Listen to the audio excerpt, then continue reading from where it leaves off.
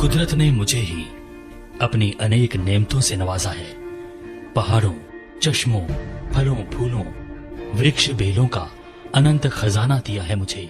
मुझ पर ही ऋषियों मुनियों ने रचे अपने वेद। जी हाँ, मैं हूँ आयुर्वेद। नमस्कार, मैं स्वास्थ्य गुरु आचार्य राजेंद्र मिश्र आज आपको एक ऐसी बीमारी के बारे में बताने जा रहे हैं। समय रहते अगर उस पर अंकुश न पाया गया तो विश्व के कैपिटल बन जाएगी भारत। जी हाँ, हम बात कर रहे हैं डायबिटीज़ की।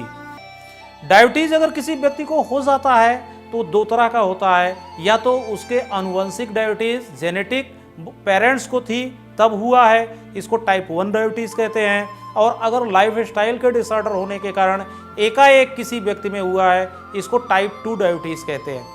टाइप 1 डायबिटीज़ को कंट्रोल करना बहुत ज़्यादा मुश्किल होता है, टाइप 2 को कंट्रोल करना बहुत आसान होता है। लेकिन घबराने की बात नहीं है, 95% से ज़्यादा लोग जो डायबिटिक हैं वो टाइप 2 कैटेगरी के ही डायबिटिक हैं।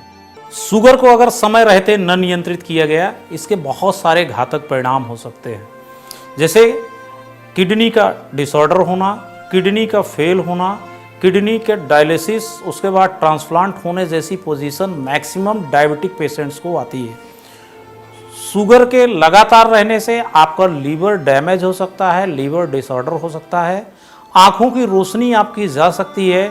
डायबिटीज़ के कारण किसी की अगर आँखों की रोशनी चली जाती है तो उसको ठीक करना बहुत ही मुश्किल होता है। लगातार डायबिटीज़ के पेशेंट बने रहने से आप नपुंसकता के शिकार बन सकते हैं, आपका कॉन्स्टिपेशन के शिकार बन सकते हैं। भोजन पचने के बजाय भोजन सड़ना शुरू हो जाएगा, परिणाम स्वरूप आपको गैस निरंतर बनी रहेगी, आपकी मेमोरी कमज़ोर हो सकती है, आप बीपी के पेशेंट बन सकते हैं। बीपी के लगातार पेशेंट बने रहने से आप पैरालिसिस तक जा सकते हैं। आपके शरीर के लिए आप अपने निर्णायक भी नहीं रह पाएंगे।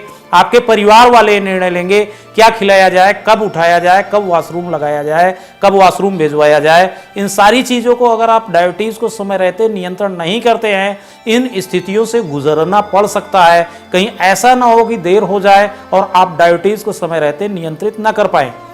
डायबिटीज़ को नियंत्रित करने के लिए सिर्फ दवाइयों पर आश्रित रहना या सिर्फ दवाइयों से इसको नियंत्रित करना संभव नहीं है।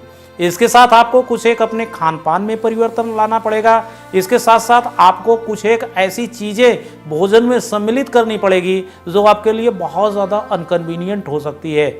प्रातः उठने के बाद आपको सबसे पहले रात्रि के रखा हुआ पानी को आप 2 गिलास 3 गिलास हो सके तो गुनगुना करके पिएं।